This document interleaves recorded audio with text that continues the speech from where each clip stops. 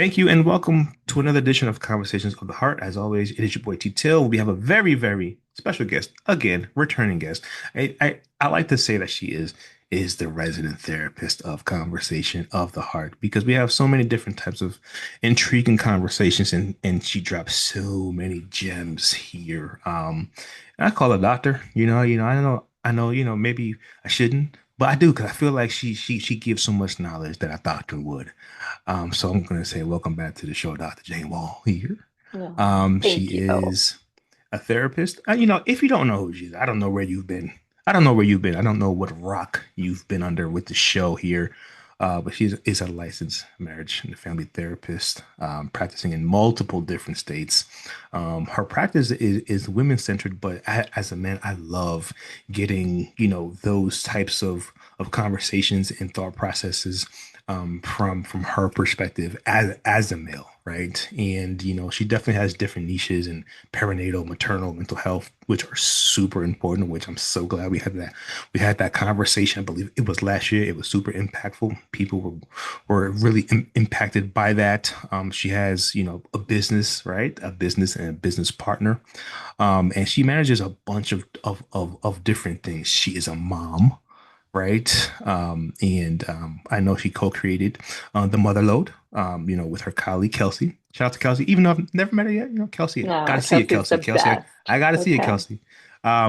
But she is amazing at what she does. She is a wealth of knowledge. And every time we have a conversation, it is just the most impactful thing over my life. And so I want to welcome you back. Thank you for all that you do. And thank you for having this conversation that we're about to Oh, thank you for having me. I could talk to you all day, as I was referencing have. earlier. So no, I'm here for it. I love it. Yes. So today, it's going to be a little different. So we're talking about relationships. Being a licensed, marriage and family therapist, I felt it was good to touch on this subject matter. It's a subject matter that is dear to me. And but I don't talk about it often because it's very, I don't know, it's very hot. It's very emotional. People love relationships. They love love. They love all the fuzzies, right? It's funny when I go on, social media and I see people talk about love and there's single women out there that are like, oh, and they see a successful relationship and they go, oh, what prayer does she pray? Because I want that, or Mhm, oh, I want this mhm, love to find me. Or mhm. or don't let this type of love find me. I don't want it, right? Like it's so many different Yes, emotional things, both right? things, both. There's a hot topic of 50-50. There's a hot topic of so many different things of that's geared towards relationship. Mhm. Um, but for me, I like to get to the nook and cranny of, well, what's the clinical things behind it? Dr. Jane, you know how I am. I like to know the clinical things. And then also just my own experiences of relationship and navigating those waters and all of those the ups and downs and all arounds, right? But before we get into that, if you want to tell the people who you are, I don't know how they don't know, but if they don't know, this could be the first time. This could be the first time scrolling on Conversations of the Heart. We get new subscribers and all the time, so maybe that they're just saying, "Oh, they pop up on this." So, Dr. Jane Johnson, well, please tell them who you are, where you practice, give them, your businesses, and let's go. Oh, well, thank you. And you do an amazing job introducing me. I feel like you've got as much of a baseline of all of the things that I've got going on as I do. I'm a marriage and family therapist. I have been licensed for far too many years at this point, right? I don't know, 30 years, probably close to it. Ooh. Um, I'm licensed in California, Georgia, Florida, New Hampshire, Massachusetts, and Rhode Island. I love being able to work virtually because it gives me that broad range. I work on empowering women. It's not that I don't enjoy working with men as well. Primarily, I work with men around all things perinatal and that Mm-hmm. transition into parenthood. Mm-hmm. And then my colleague partner, Kelsey, that you had referenced, we have the Motherload Collective, and we do trainings for therapists even around the parenting space. And so, got a couple of different things going on. As you referenced, I'm a mom. That's always my chief kind of, primary role. My kids are now 23, Hmm. 22. Both of them are out of college, so I feel like I've hit a whole new milestone as a parent. Wow. I'm based in Beautiful. Rhode Island. I live a pretty quiet life, like to go to the Hmm. beach. And so yeah, I feel like I'm just so blessed to be one of those people who love what she gets to do. I recognize that that is not something that everyone has available to them, and I'm just so grateful. Uh, I love that. And to be licensed, like you said, for so many years, right? One, you look amazing. So nobody Thank would you. know that you've been Thank licensed for you. so many years. It's like, man, you got licensed at 5? Okay, all right, great. Thank you. Okay. Yes, that's Yeah, exactly it. Exactly it. So down through the years, um, I feel like, you've encountered a lot of clients um, that have been in relationship, whether marriage, boyfriend, girlfriend, couples, whatever the case is. So we'll start here. Um, in your years, um, what would you say, in your opinion, is probably the number one reason where you see relationships fail? Mm.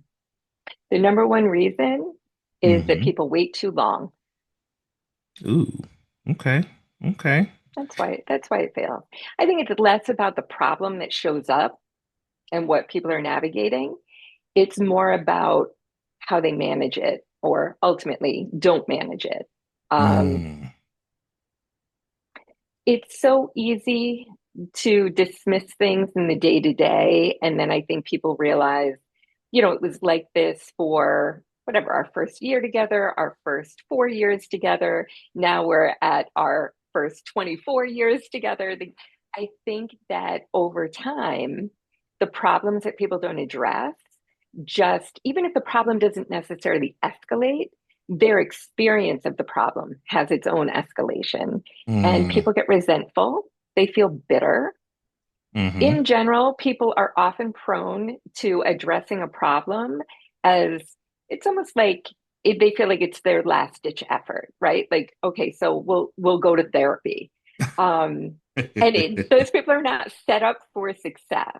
I right. think that there has definitely been a shift Mm, more so towards as more people are embracing individual therapy, there mm-hmm, is more of an awareness of the benefits for relationship therapy being addressed in a proactive sort of sense. That idea mm, that we are now acknowledging you don't have to wait until things are bad, air quotes, but you don't have to wait until there's a problem before you pursue therapy. mm, And mm, so I think that that's a helpful piece. I think that many of the people who are now married, right, kind of looking at that millennial generation, they saw what their parents navigated through.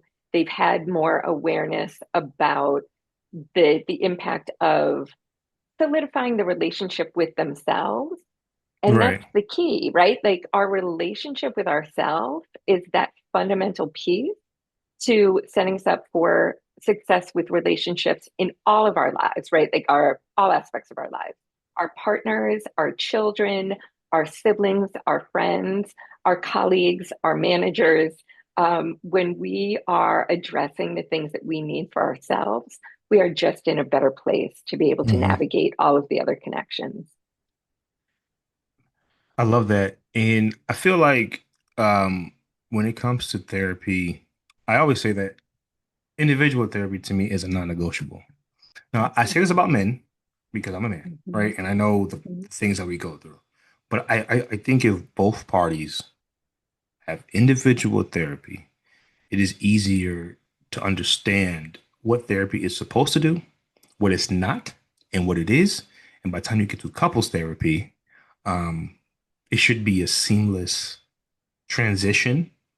Not easy in terms of the subject matter, but the transition, right? Because I mhm. find sometimes, especially with men, um, and you could ask me any question you want, but if you know, I mean, not that you want to ask me a question. I mean, you're the expert, but from a man's perspective, right? I always feel like sometimes it is better for men to get individual therapy first, because I find, and correct me if I'm wrong, but sometimes a man's first bout with therapy is like from a couple's perspective or marital perspective, and it's like, oh, I'm taking you to therapy. Mm, I was come going to here. say, often a man's first experience with therapy is being dragged there, right? Like it feels like it's that kind of energy. Right, And right, and that's not a good starting point for any kind of relationship. And the connection that somebody has with their therapist is a relationship. And right. so when you're starting from a place of resistance, if you're starting from a place of resentment, I, it's not a good, launching point. So Right. I think you're absolutely right. And the challenge is that very often, you know, one partner or another, but we'll kind of stick with this example of a man being dragged to therapy, right? This is what you need. And the bottom line is, if we go back to that idea of our relationship with ourselves Yep. is the foundational piece, it's like you can't address in couples therapy, you can't address somebody's traumatic experience that they had when they were a child. Right. You can support the partner in being able to figure out how they can support their significant other, but it's like that's not the place for those conversations to happen. And Mm-hmm. so I think that that's one of the challenges. I often see adults coming into therapy saying, when I was a teenager, I was dragged to therapy. Mm, And so they have resentment towards it. mm, Or this idea that, it's like something's wrong with you. And so this is something that I have heard through the years, from various couples, but also from individuals, that people often have some fear around couples therapy because they feel like their significant other is going to put them on blast. Somebody once told me that their significant other said that. You want to go to right. couples therapy? Let's do it. I'm going to put you on blast. And we had a whole conversation about the impact of that and the messaging and all of those things. But Mm-hmm. I think that is one of the challenges and why people sometimes hesitate with relationship therapy is because the bottom line is nobody's perfect. Nobody's perfect. We all show up in our messy human ways. Right. And so that is sometimes one of the facets that comes into play where there's some resistance for people. And so that Mm-hmm. ties in with that they wait too long. They show Yeah. up too late.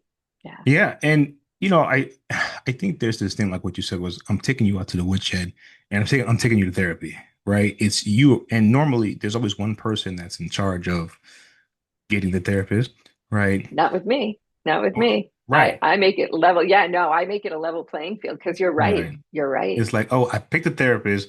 We're going you. And it's Yeah. like, so already it's kind of feeling like it's 2-on-1. Not that it is, but Mm-hmm. it feels like this, Mm-hmm. right? Yeah, And so this is, and, absolutely. and if this is your first bout with therapy, see, like for me, as for me in my house, I tell you what, I know what it's supposed to look like and feel like, right?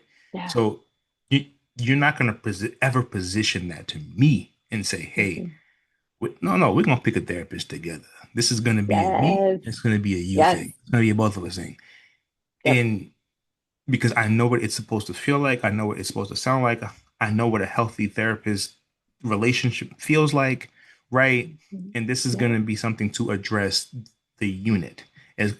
And I think sometimes it's like, no, this is going to address you, right? And it's like, no, Yeah. this is No. going to address us, the unit, Mm-hmm. so we can Mm-hmm. move further, right, in what we're trying to do. Because what is the goal? Is the goal to have a successful relationship, or is the goal to say, hey, I want you as a therapist to fix him or to fix her? Yeah. And it's like, no, we need to fix each other Mm-hmm. and then move forward. Yeah. But what is the goal? If the goal is to fix one individual, that means that means that they can go to individual therapy and be Absolutely. fixed, right? Yeah. Or that and fix could be the wrong word, but they can get the help that they need, right? If it's just an individual thing, but if it's a Yeah. unit thing, then we need to find something for us because both of us at some point is wrong, right? And I think that's Absolutely. the Yeah. mindset where it's like, oh, we're taking him to therapy, we're taking it. I was like, no. Ooh, right? Within the context of relationship therapy, through the therapist lens, we look at it that, as you said, the unit, right, is the relationship that is the client, right? And so being able to recognize it, that becomes the focus. Um, and, you bring up such a good point. The idea, I feel like sometimes the reluctant partner is dragged to therapy with one person saying, therapist, I want you to see what's wrong with this person. I want you to tell this person what they're doing wrong. Mm-hmm. And again, right? Not a good foundational start. No. No. And I think how I frame, because everything's about framework and how you Yeah. frame things. And so for me, the way I frame therapy for couples and for myself, if it's a couples thing, it's, what do what can we learn from a therapist, right? Like I want to know that we can come out of this thing better, both of us, right? And what's our goal? Right? Is the goal to come in here and create World War III and IV on each other, then honestly, I don't have an interest. If the Mm-hmm. goal is to unpack some things that we're experiencing, talk about the hard stuff together, right? Yeah. Name the thing, say the thing out loud of what it is, right? In a safe environment for each other to be able to have a more productive and healthy relationship, then yes, then we need to do it, right? Absolutely. If it's not that, then I don't want to start another unhealthy thing to argue Yeah. about. Now, will Hmm. things come out in couples therapy that will cause some stirs and yes, Of course. but if we're starting off like this is going to be a thing. Like if we're starting off with the gloves are on. I'm coming here to annihilate you. I'm coming Yeah. here to show you up. I'm coming here, like you said, to put you on blast, right? To do those things. Then at the end of the day, why would I want to go? Hmm. Because what's the goal, right? Are Absolutely. you are we using therapy as a unhealthy way to let off everything that you want to say? Therapy can be weaponized within a relationship. Right. It can be weaponized even for somebody who's going to individual, right? Like that idea that couples having conflict and a partner says, I don't know what you're doing in therapy because it sure as shit It's isn't not, helping, ooh, right? mm, mm. And I don't think people understand how therapy works. When somebody says that, I don't think they understand like how that works in terms Right. of time, right? Hmm. Because again, it feels like I'm on your time for healing. Yeah. I'm on your Yeah. time Yeah. for that you want to see, right? This great progress. Maybe not even understanding that me just getting out of bed was progress. Hmm. Right. Those small things, like I always talk about, right? Yeah. Me just getting through a day of work without things on my mind, or Hmm. or me just being able to get a good night's sleep without staring at the ceiling because of what's going on up here. That's Right. progress. You don't see that progress, right? Because it doesn't look like what you think it should look like, right? Or it's not impacting you, right? Right. Like the progress that I may be making isn't showing up in your life, right? The way that you want. And so therefore you can't even see what I'm doing and the changes that are happening within me Right. because Not somehow mhm. it's not carried over to you. Right. And not understanding that me getting that good night's sleep is a foundational piece, right? It's all foundation to where not if I'm building a good mental foundation, right? It's like a house, right? You can't Yeah. build a house that does not have a solid foundation. You can, but you probably shouldn't, right? Hmm. So if my mental foundation is being restored, right? I'm doing things as Yeah. an individual that's getting me to a place of, man, like I'm starting to feel a little bit better or better about myself, or things are getting unpacked. Yeah. Foundation. So now if I have a sturdier mental foundation for me, that means at some point the tides are going to shift to where you will see it in the relationship. Yes. Things will shift Yeah. but it may not be on your time. Mhm. And I think Mhm. people have a problem with patience nowadays. I don't have time. I don't have time to waste, right? That's a hot thing to say all the time. I don't have time to waste. I don't have time to waste. But And I'll, tying in with that mm-hmm. is all of the immediate sort of things, right? Social media, right? Like we are so Oof. used to, I want to watch something, I'm going to watch it on demand. So we are used to things happening quickly. So I think that fuels our impatience. I don't have Mm-hmm. time because I'm used to things happening so quickly. And you know what also You're going to therapy, you should feel mm-hmm. better. You Right. went to the gym, you should be down a pant size, right? Like we want Exactly. things to happen quickly. And I think, and you know what also influences that impatience is also other people's past traumas that they don't want Mm-hmm. to recognize, Mm-hmm. right? Mm-hmm. Well, I dated somebody before and I wasted my time. And, again, perspective, right? Was that a waste of time or was that a lesson, Oh, right? Was that yes. what you thought, Yes. right? But you see Yeah. yourself sometimes as a victim all the time, right? So it's like, oh, Hmm. well, they did this and they did that, and then you didn't do anything. Okay, cool, right? Hmm. Right, but it's you tend to now put your time limits on others because of things you've been through in the past, and now you don't have time to waste, right? And I understand time is of the essence. We're all moving and shaking, Sure. right? Yeah, yeah, yeah. No, absolutely. But you have to be careful of the grace you do not give other people Mm, because when it is your turn, people will not so have grace for right. you, Yes. right? And you're gonna be looking, why doesn't people have, well, why? And it's like when you look at yourself, like you don't have grace for people. Everything Hmm. had to be on your time, the way Yeah. you want things, Yeah. right? And that's not healing, right? If somebody breaks their leg, whatever the case is, there's a time period the doctor's going to say, look, you got to stay off of it, right? And, Absolutely. and, and then now that you stay off of it, then there's going to be, physical therapy or whatever the case is. And then after that, it may still take time for you to feel like how you were feeling before, if Yeah. if Yeah. that's To even can process. can be a thing, right? Hmm. And they're going to give you a timeline, right? And in sports, if that happens, if a player gets injured, they give him a timeline. Person's going to be out 6 to 8 weeks or Hmm. more. And if you try Right. to rush that person back, they have a tendency to do what? Re-injure Ginger. themselves, right? Absolutely. It's the same concept, right? It is. And you It can't is. rush mental health healing because then it's just like, oh, I'm going to rush and pretend like I'm better, and then it's just like you're going to re-injure yourself because you're not. You're not Well, there and yet. isn't that, yeah, well, but isn't that in general what people who are navigating mental health issues and challenges do? They try to pretend it's not a thing, Mm, right? Like they're used to trying to push through. They're used to trying to mask it and keep up. And then the idea that we would in essence be asking them to do that again, just mm, it seems pointless. That's part of what has gotten them into a position where it's become overwhelming and unmanageable. mm.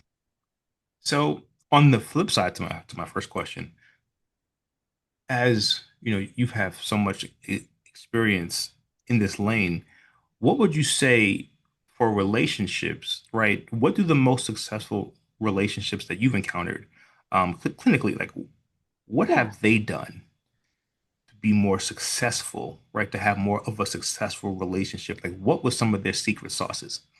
Some of their secret sauces aren't so secret, right? Like Mm-hmm. it's just True. some of it is so obvious.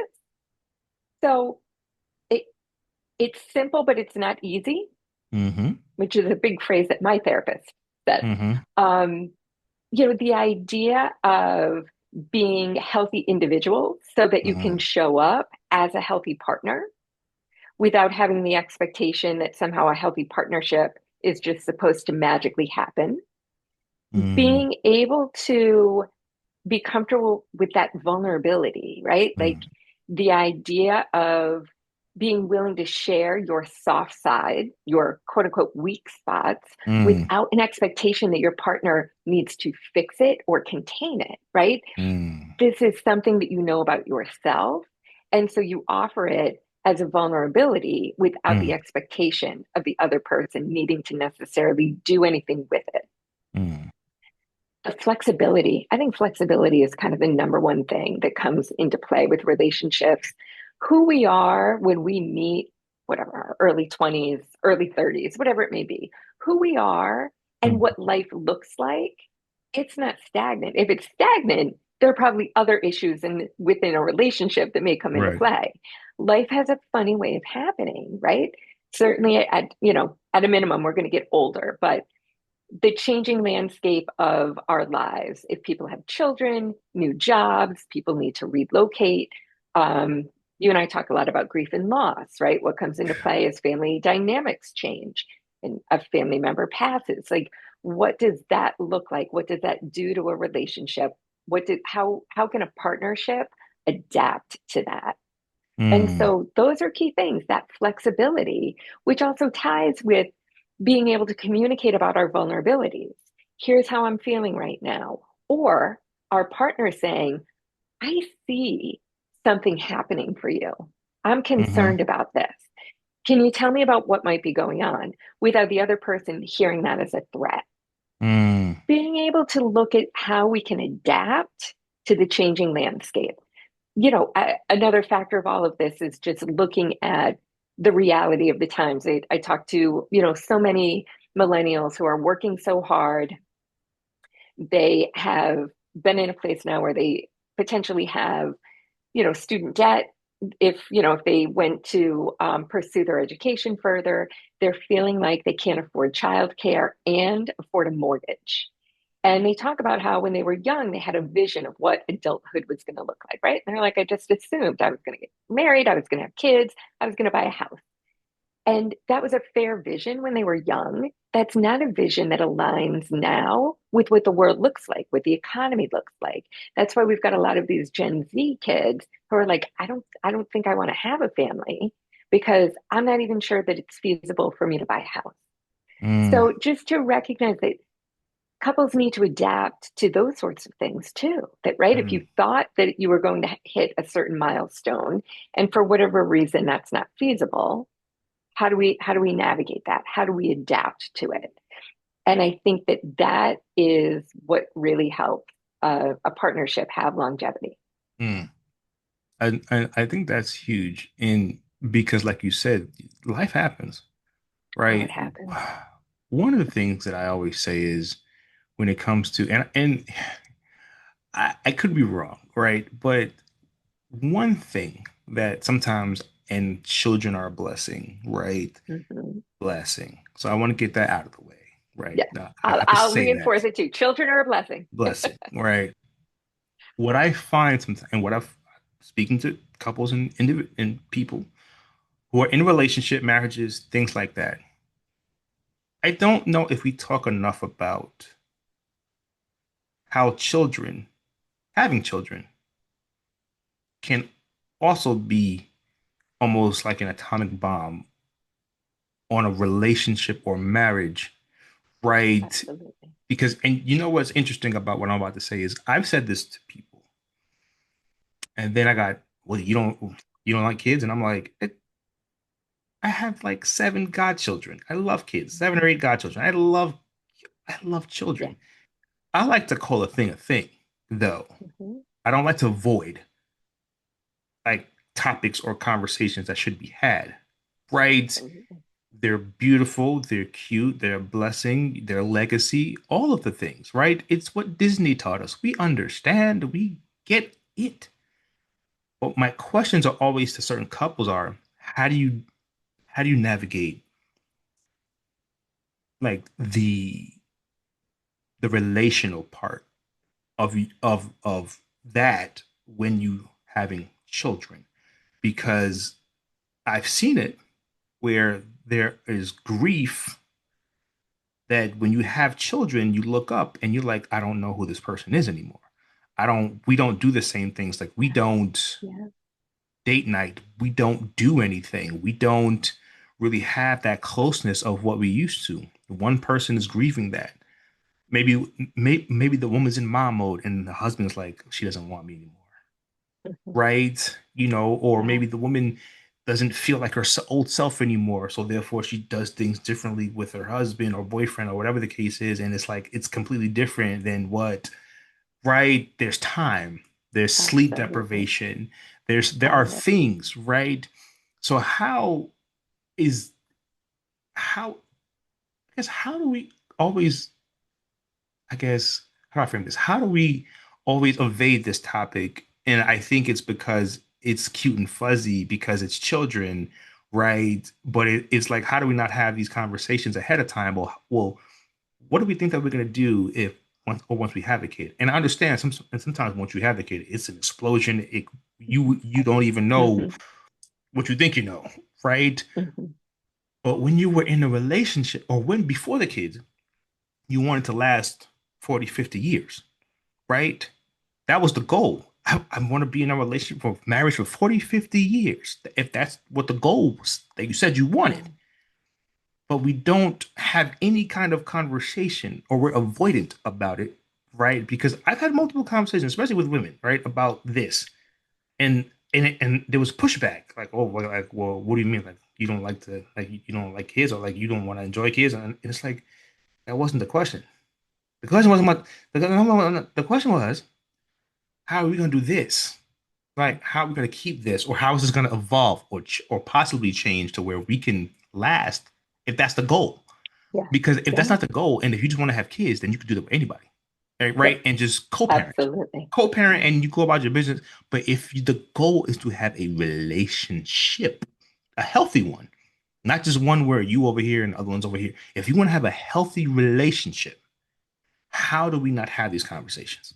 Because we have the conversation when it comes to do you want to have kids? Yeah, we do. Hmm. Hmm. Okay, great. We go to all right. So now we go together, and it works, right? Oh, or well, how many? You want to have two? I want to have two as well. Oh, we go together, or three, or whatever the goal is. That's Yeah. what is Yeah. discussed. Great, but what about the relationship? And when the relationships come, because some people then have a kid, and then boom, everything changes, and then either there's divorce, there's I'll wait till they're 18, then divorce, or Yeah. immediately divorce. And then it's just like, well, how do we get here? And so for me, it's like, how do we get to a place where we can have an open and honest conversation about what children can do to a relationship, even a healthy one? Because if it's not a healthy relationship, then it's even worse.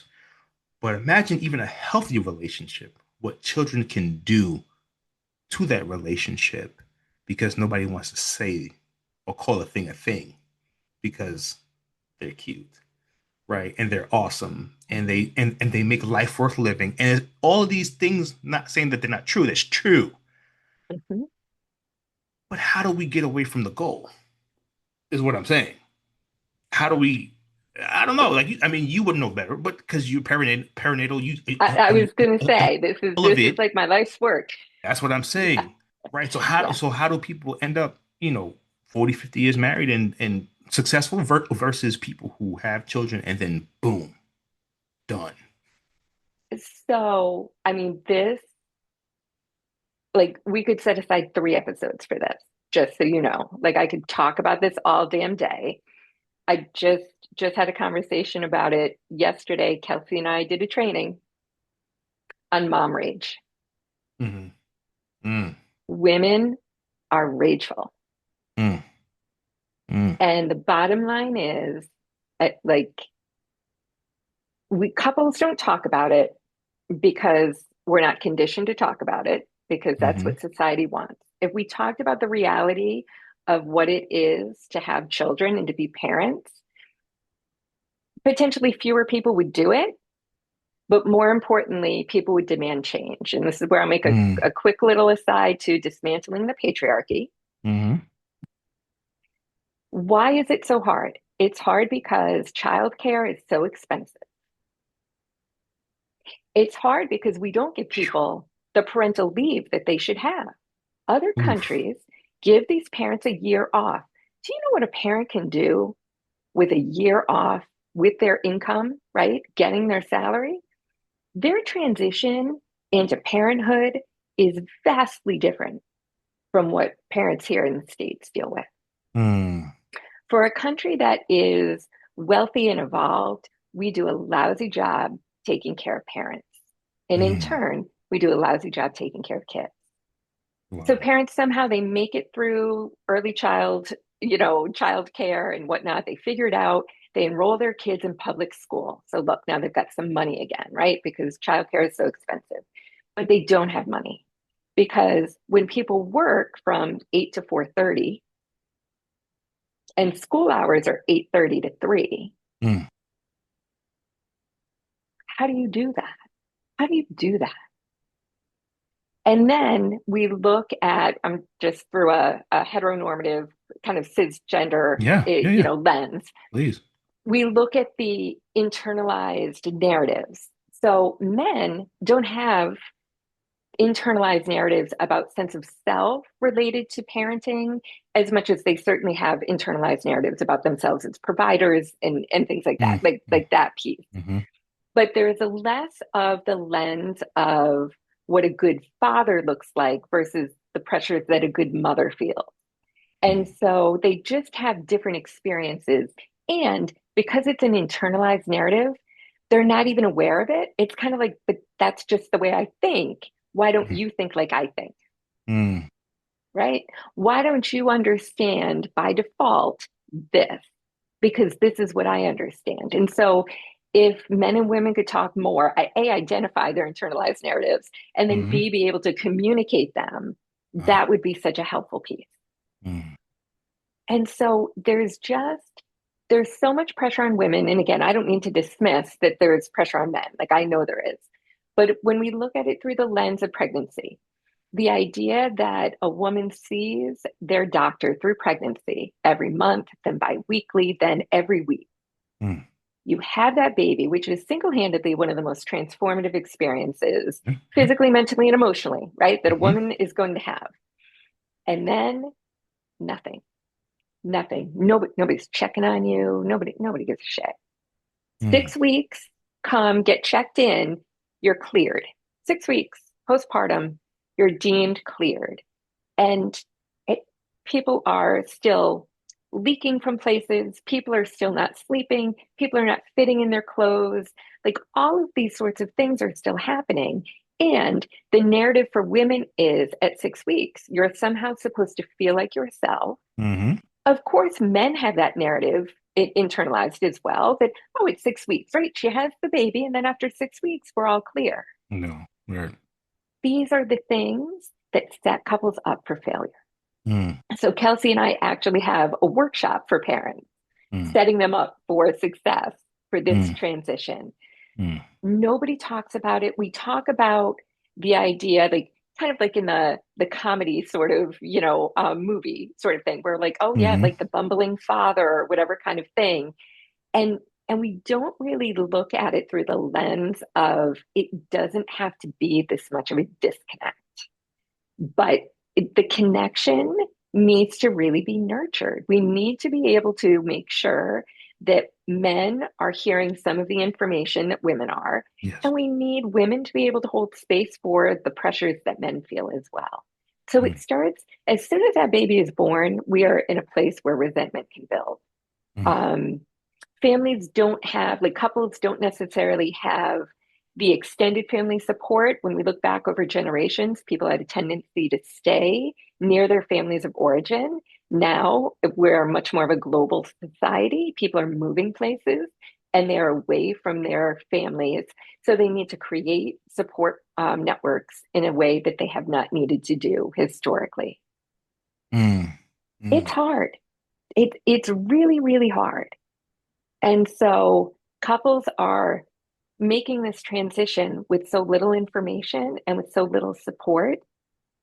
By the time you've got kids who are 5, 10, 15, at 15, you're like, yeah, 3 more years, 3 more, right? We just got to get this kiddo done. So Kelsey and I did some research. Almost 70% of divorces are initiated by women, Oh yeah. I mean, yeah. That's not surprising. Um. right? But to Yeah. look at it through that lens of undoubtedly feeling like they've done all that they can do to try to keep the family, and women are in general the mental and emotional container for the family unit, not just for their kids. And so they're just kind of burnt out, and that's the breaking point. Now, is it now this is an actual question because Yeah. I don't know.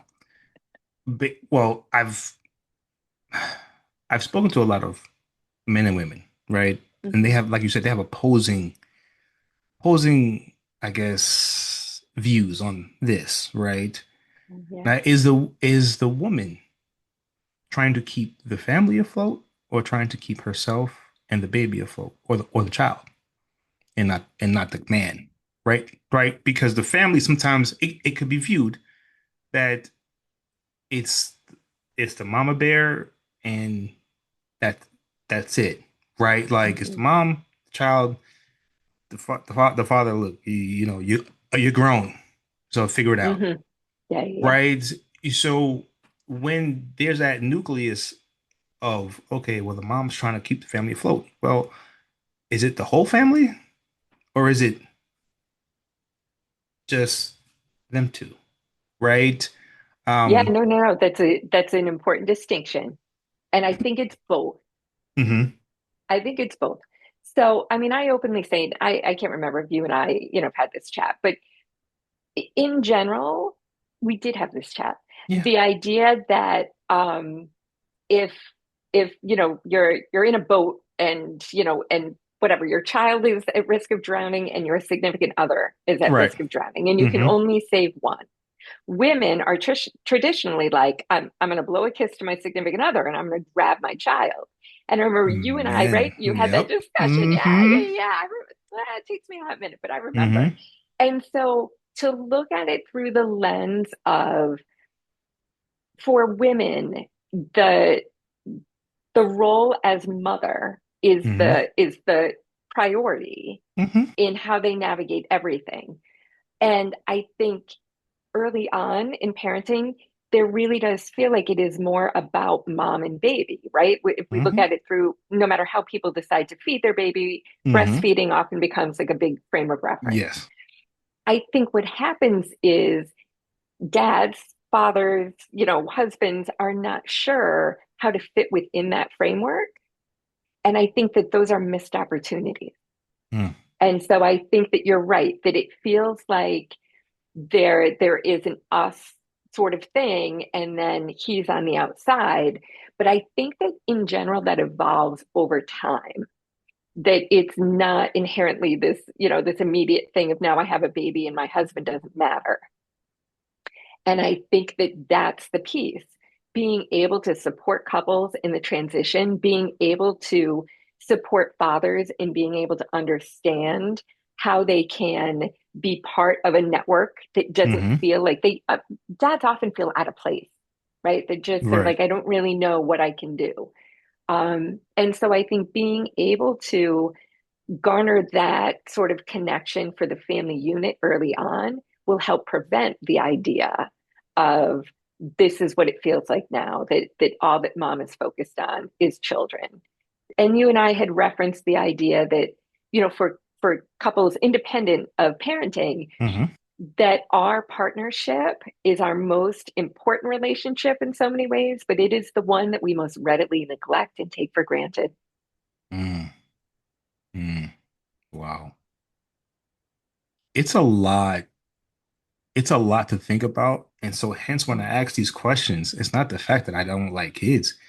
These are real questions that I ask because I'm like, how do we not have this conversation? How do we not How do we have not this have it? conversation before we have kids? Mhm. How do we not Mhm. address these things if the goal is 30, 40 years? Yeah. And if it's not, it's not.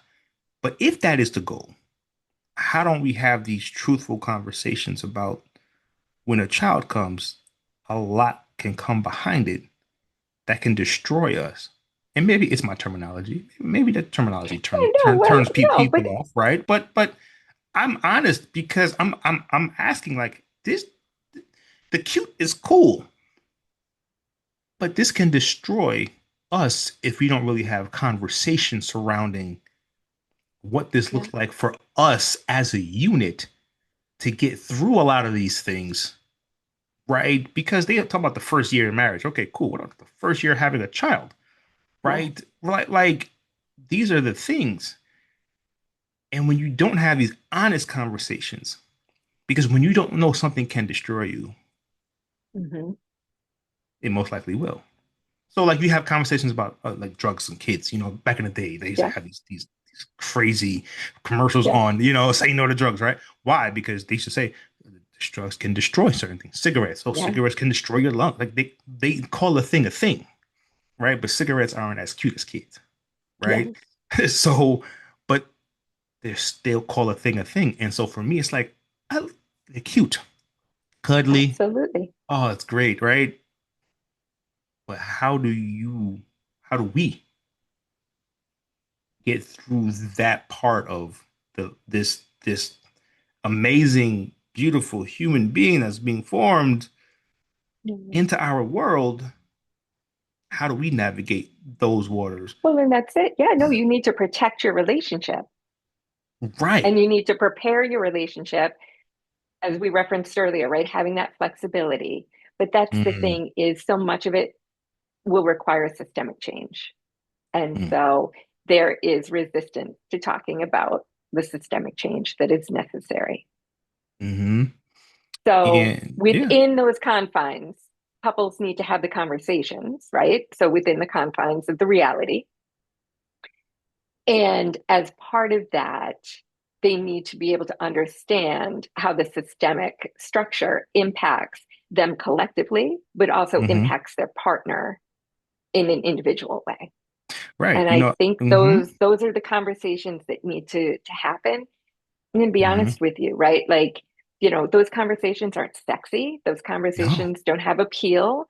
Those no. conversations aren't cute. You don't register to meet with a perinatal therapist.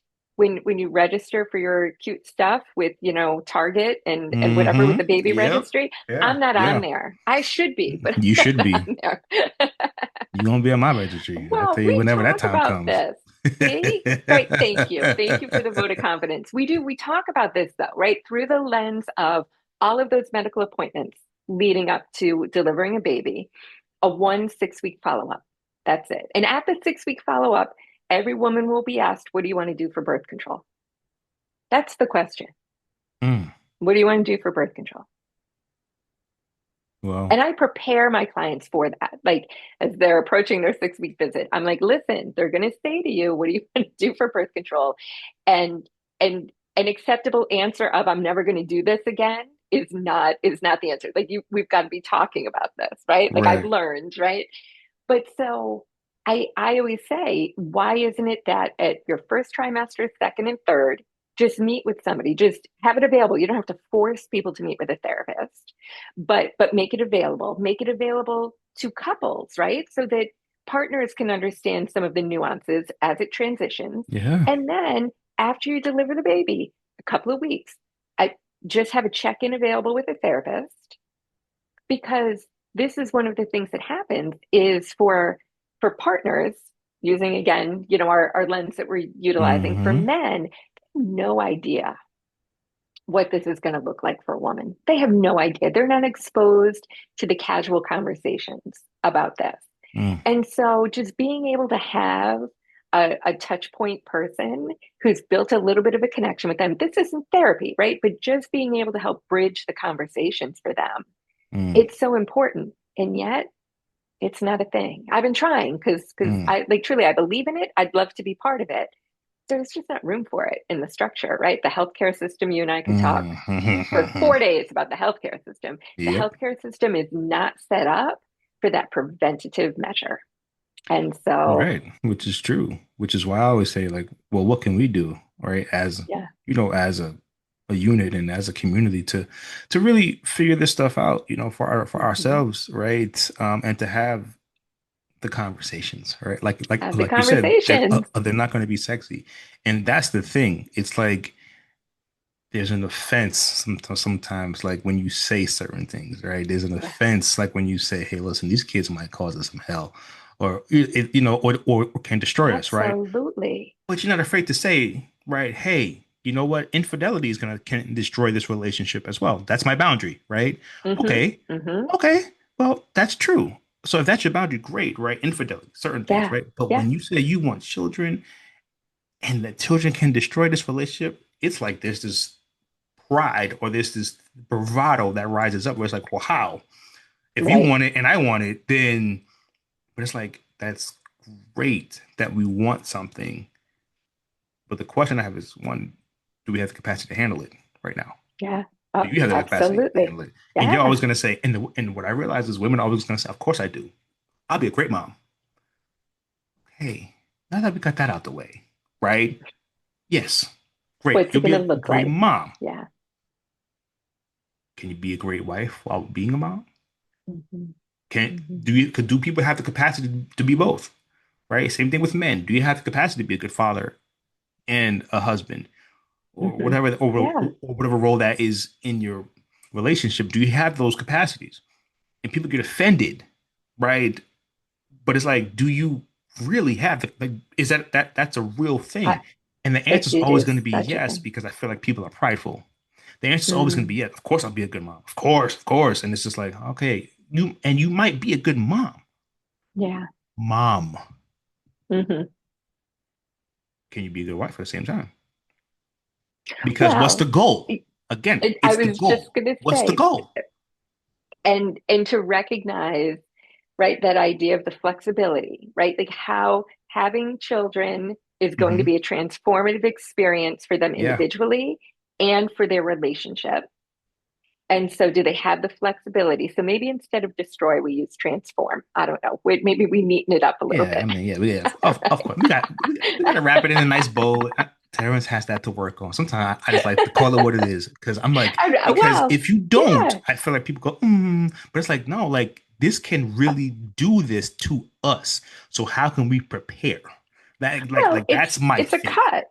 Yeah, Yeah, no, it's a cut, right? There's a rupture. And if you don't take care of that cut, right? If you don't set it up for healing, while honoring the healing process, if you right. don't set it up for healing, then you could end up with a pretty bad infection. Exactly. And those are the things So, that I say, right? Because I want to be honest, right? yeah. And say, hey, this can be a thing, right? And this is just like anything in a relationship that could be a problem, right? Yeah. And it's just, well, this can really take us out. Hey, Hmm. right? And sometimes like your doctor got to tell you, hey, Terrence, if you don't put down those cookies, those donuts, this could take you out. I don't need you to wrap it in a nice bow, doc. Tell me what it Yep. is. Tell This me. can cause you Yeah. heart attack, whatever, sugar, whatever it is. Call it Yeah. what it is. I don't need you to say, you know what, this is gonna be a transformative experience for you, Terrence. Nah, tell me it could destroy me because then that's gonna wake me up and go, oh, wait a second, I gotta put these down and make a Yeah. change or address the situation. And for me, if my goal is 40 years, tell me something can destroy my marriage. Tell it to me Yeah. because I Yeah. want to know so that I can address this thing head on. And even though it's beautiful and the experience is nice and everybody says it, but the funny thing is once they have the child, mostly everybody who's had a child has a Terrence. You might want to wait, dog. Yeah. You might want to just, nobody told me really. They told me, but they didn't tell me, right? Mhm. And how it's, heavy on the relation part, heavy on the Absolutely. marriage, strain on the marriage. And I'm like, see, these are the things that I like to bring to the table before it Absolutely. happens, right? And then it's just because I don't want it to be like, oh, well, I didn't know. Oh, well, why didn't we talk about it? No, I want to Nobody call told it. me. Yeah. I'm But isn't telling you. that true for relationships in general, right? That people don't really talk about the obstacles that can come up, right? That idea of, there are vows for better or worse, sickness and health, but people don't really talk about what does it mean to have a partner who maybe makes a change and is no longer engaging in a healthy lifestyle, right? And we're not even Mm. talking about cookies, right? Like what do you Yeah. do if somebody's, using other vices? Mm-hmm. And how do you find that balance of Mm. honoring your commitment to someone, even up that without, getting married, but right, the Correct. commitment that you make to someone, how do you navigate that if you see them engaging in behaviors that are unhealthy, dangerous, Mm. right? Like whatever kind of thing. So I think in general, we have a tendency to be a little protective of our ability Mm. to manage things, right? Like that stuff happens to other people, but it won't happen to me. And so, right? Like, Ooh. Ooh. mhm, That one. Like I could eat 20 cookies and never get diabetes, but they might. Right? mhm, Like, like yeah, it's yeah, yeah, always though. It's yeah. Right. yeah. And that's powerful, because that's really true. Um, in I feel like when it comes to relationships, and I brought up the word pride a couple times because Yeah. I feel like in relationships there's a lot of issues surrounding pride, Mm. ego, Okay. Yep. right? Um, on both ends, in Hmm. different ways, right? That can destroy, again, me using that word, a relationship, Hmm. right? Because in the crux of all of, I guess, the in between of relationships and living together with somebody and all of those things, right? There's just a lot of things where I feel pride can really be a heavy factor in not communicating, right? People should just know I'm not their teacher. I'm not their Hmm. mother. I'm not their father. I'm not this. I'm not that, right? It becomes a lot of, I feel, bravado. Um, Hmm. I do everything right. They do everything wrong, right? And it's like at some point, again, I ask the question, what's the goal? Yeah. Because if your goal is to be right all the time, then be single and be right all Hmm. the time. Yeah. Have things done your way all the time, Absolutely. right? That's great. And there's nothing wrong with being single. Be single. Like Hmm. there's nothing wrong with that at all. But if you want Yeah. to be in relationship, pride, the ego, sometimes you're right and you're wrong at the same time. Mm. Hmm. Right? Sometimes you got to take a L. You got to take a loss to move forward. Yeah. Sometimes it's what it is, right? But I find sometimes pride really gets in the way of good communication, good resolution, um, in having a good life with someone, right? Because Mm. especially when you live with someone, right? Oh, well, I have my habits and I do it a certain way and it's got to be done this way and it's got to be, and it's like, does it though? Does it Hmm. though? Well, my mama and my daddy taught me like this. So what? Hmm. You married to them? Or I mean, Yeah. Yeah. right? Like what's important, right? What is important in a relationship to you, right? And Hmm. if you want to be in a relationship, how do you mesh Mm. with someone? Like you said, the flexibility. I find that Yeah. people are inflexible. I find people are inflexible because they're prideful in a lot of situations. Yeah. Or they're just stuck in their ways, which I've been trying to make it a point to in my personal journey, never get stuck in my ways too much because that Hmm. prevents me from learning. Even like if I have kids and they're 25 and I'm 65, whatever it is, they Yeah. might can teach me something. Or do I want to be the old person that's going to be like, well, you don't know anything, young buck. Yeah, Mm. you haven't lived long enough like me. You haven't saw like me. Yeah. And Yeah. that person could be on the cutting edge of something amazing with wisdom and insight that you don't have because of the age gap, right? But so Yeah. for me, I try to make it a point to be coachable, to have an open mind, right, with things and not get so caught up in my own ways of doing things that if my partner brings me something, I'm like, it's just not the way it is. oh, Hmm. that's not the way, like, that's not the way I do it. I do it like this, and it should be done. Like, I don't want to be that person, Yeah, right? that's great. But how, in your expertise, how has that impacted relationships? Like like the pride and the ego, and the ability to not be flexible. Well, I think some of this shows up depending on the age of partners, right? Like and where somebody is in life. Hmm. If someone is set, right, and is on a career path, if somebody has potentially been married before or been in a significant long-term relationship before, sometimes people feel very protective of having their own space again and having their own way, right? Like Hmm. so it's kind of like there can be couples who, whatever, somebody's on, a second long-term relationship, third long-term relationship. And there are so many couples who are like, I want to keep my house, right? Like Hmm. and Hmm. they want to keep their house. We Hmm. don't want to, I know that I do things the way that I do things. And that's not inherently problematic.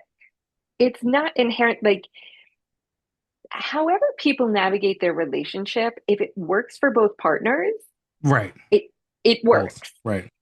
But I think that if someone is, again, through that lens of if somebody wants to be right, right, this is how I do things because this is how things are supposed to be done. Hmm. It's the right way. And that lack of flexibility, that lack of openness to saying, this is how I've always done it. Show me that again, explain that to me. That is an opportunity for connection and partnership. That is an Mm. opportunity, even if we decide, you know what, my way was right. Told you so. Mm. No, you leave that part out. But you know what I Hmm. mean? Like Hmm. having the openness to hearing somebody else's perspective. Mm. Mm. Even if for you you're like I'm not even sure how that could work, but tell me about your experience of it. Mm. And I think that when people are closed off, they're closed off in all kinds of domains, right? Yeah. Like, and that can be a difficult person to partner with unless that is kind of what defines their partnership, right? Like if one Right. person is seeking the connection through like collaboration, that may not be a good fit. But for somebody who's like, you can absolutely be right about all of your things because I'm absolutely right about all of my things. And we are very specific about where we overlap, Hmm. then like that can be a workable piece. I think depending on where people are in their relationship, if they're looking to add children, that can be more difficult. So one of the things that we know about adding children is it highlights every weak spot in a relationship. Hmm. Hmm. And so being able to identify that for somebody who is not in a place to step out of themselves and think of other, that they are in a place where they are ego driven and prideful, that's just, it's a difficult person to connect with. Hmm. And It is. so Hmm. how do you change that for them? Well, ideally, as we always reference, therapy would be a great option. Hmm. But I think for somebody who is pursuing a partnership Mm. and beyond the idea that that may not be the best partnership to pursue, but being able to figure out what is it like to preserve one's sense of self and still figure out where you want to, in essence, acquiesce to how somebody else wants to do something, right? Like surrendering our sense of self and becoming just, in a branch of someone else's, identity and someone else's ways, that can be very dangerous Mm. because what happens is people pop up however many years later and they feel like they've kind of lost their sense of self. Mm. You know, it's so interesting because the reason why I think flexibility is so amazing, in people not being stuck in their ways. I think because what's funny, there are so many men I think that are willing to help out around the house, Hmm. willing and able and ready, Yeah. Yeah. right? But they don't want to be crucified for it. No, absolutely. And I think sometimes, like when we talk about, you know, revitalizing healthcare, that's gonna take a long Yeah, time. yeah, yeah. That's gonna take a long time. But when you have a willing partner, you just have a newborn, you got a Oh, baby, whatever the case is, and he's willing to clean up the kitchen, to vacuum, to clean up the house, to do all the things. And you're sitting there with the baby like, that not ain't like that. not like that. I, I I promise. Men are gonna be like, you know what? Hmm. Hmm. Okay. And then it's a vicious cycle because then the complaints are gonna start to happen. Well, I don't have any help around here. I don't have any help. Yeah, I don't have any help. And it's like, no, you do. You have help. You have help, yeah. but it may not look like what you do. Hmm. So there's an issue, right? Oh, yes. So at what point, or where do we get to a place where it's like, accept the help, right? Be upstairs with the baby, do all the things, rest. I Hmm. got it. Hmm. Yeah. I don't need supervision. I ain't at work. Nope. I don't need supervision. It Yes. may not look like you. It may not feel like it, but at some point you've got to practice the power of release. Yes. Oh, absolutely. Like it's got to happen, right? If you Yeah. want the support. But what you can't do is complain you don't have support, and you have support, but you're micromanaging this support. And I know what I'm going to hear. Oh, but there's reasons why I do it. There's reasons why I do it like this. This, that. Shh. Hmm. I, I I love when women express themselves. I love it. Hmm.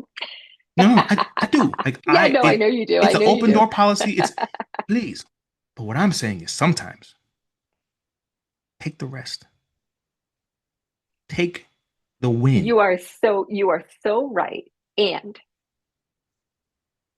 if we look at it through the perinatal lens, doing things the right way is often tied to feeling like so much of life is out of control. There are some things that I can control and feel predictable. So Mm. there's a little bit of wiring there. Ooh, I like that. Okay. Okay. Okay. And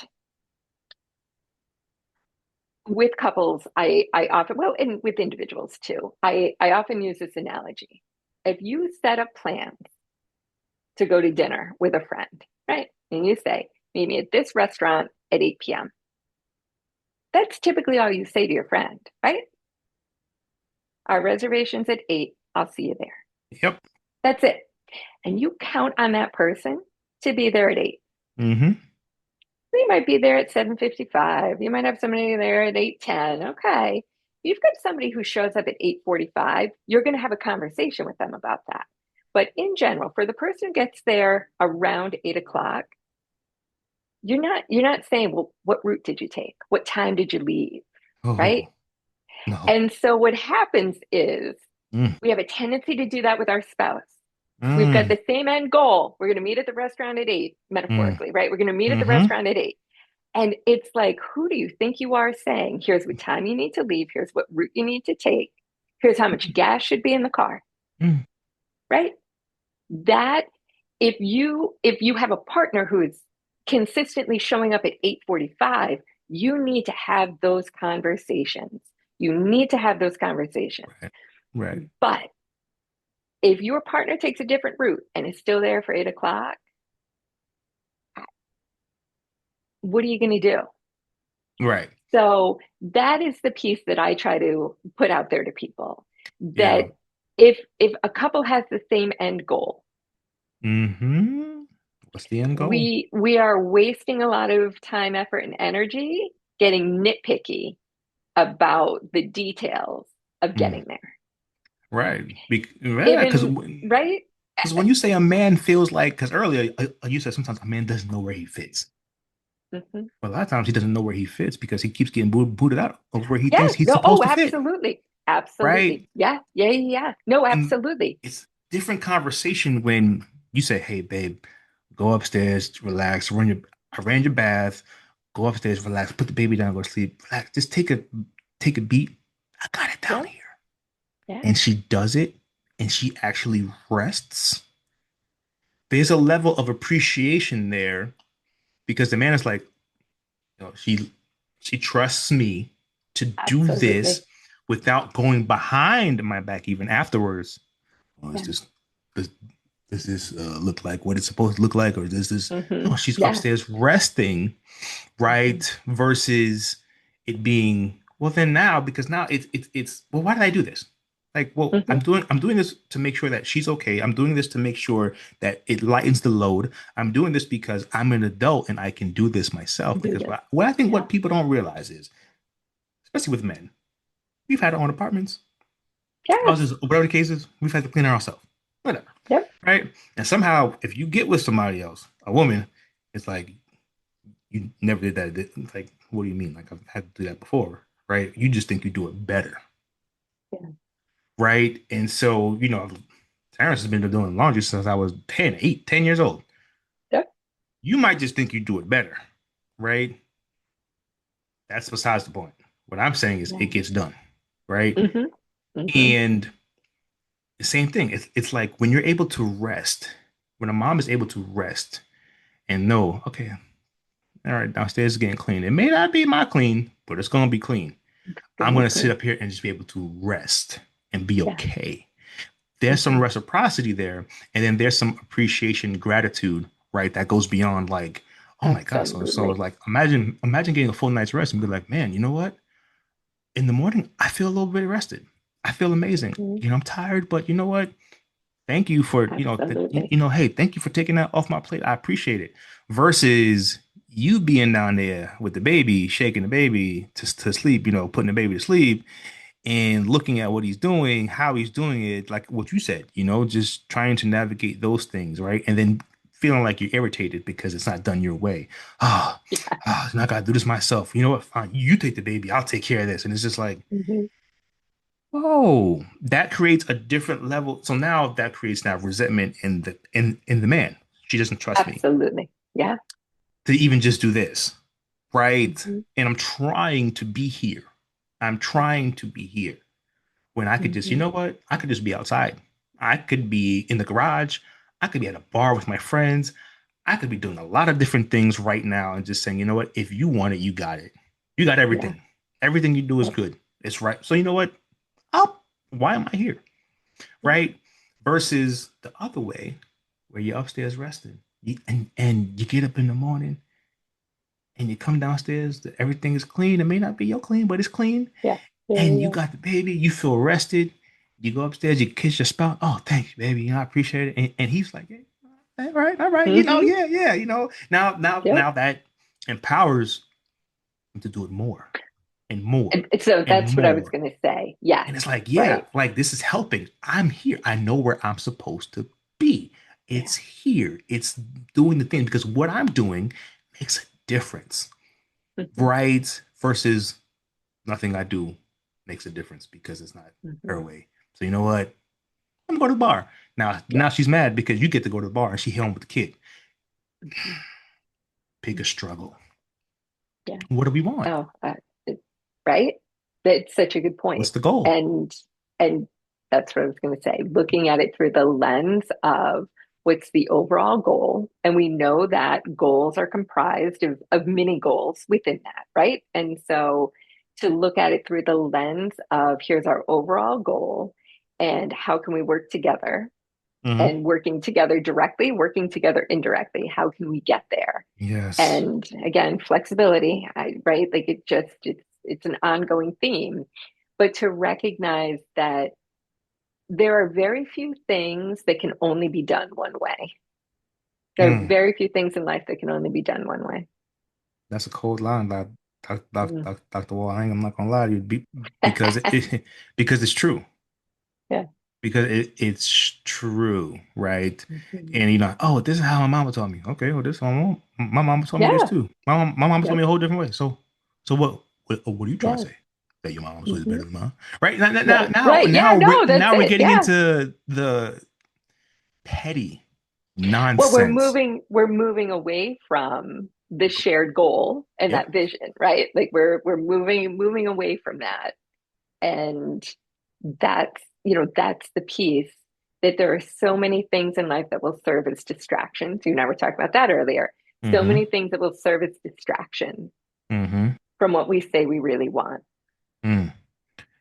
And you know what? I'm gonna put a pin in that here. Um, Okay. I think I found the name of the episode. Oh, It's called "What's the Goal?" And I'm oh, gonna okay. say it's part one Okay. Oh, Lord, here we go.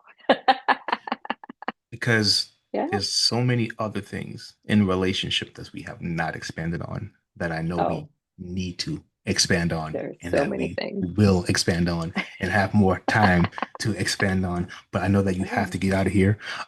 So we will put a pin in that today. I hope that the listeners, well, I know that the listeners have been extremely impacted by this part one of this conversation. And I hope you'll come back for the part two. Um, listen, I'm guessing because I know us pretty well at this point. I'm guessing that there's going to be a part two and maybe a part two B, right? Because because we've got all of the things that we can talk about. and we will get to all of it. We will get to all of these things in a relationship, Mhm. because it's important, for people to, see all of the aspects of the different types of relationships, from communication, from problem solving. The things that we've discussed today. It's such a loaded topic, and I'm glad to be sharing it with you. So Yeah, thank we you. will continue on. I appreciate you, and I thank you appreciate you. for coming on the show. Before we go, tell people where they can reach you, how they can book you, give them your sites, and we'll go from there. Awesome. I am janejohnsonwall.com for my one-on-one practice. I am yourmompod.com for all things perinatal and maternal mental health. And Kelsey and I are the motherloadcollective.com. And that is all things focused on supporting moms, supporting couples, and actually now supporting therapists who are supporting those people as well. I love that. And all of the Thank you. information will be right here down at the bottom. You'll get everything that you need. You don't have to go far. Just click there, and you'll be able to connect with, as I call her, Dr. Jane Johnson Thank Wall. you. So this has been another episode of Conversations of the Heart. Stay tuned, for part two whenever we do it, and we'll see you soon. Take care. Peace.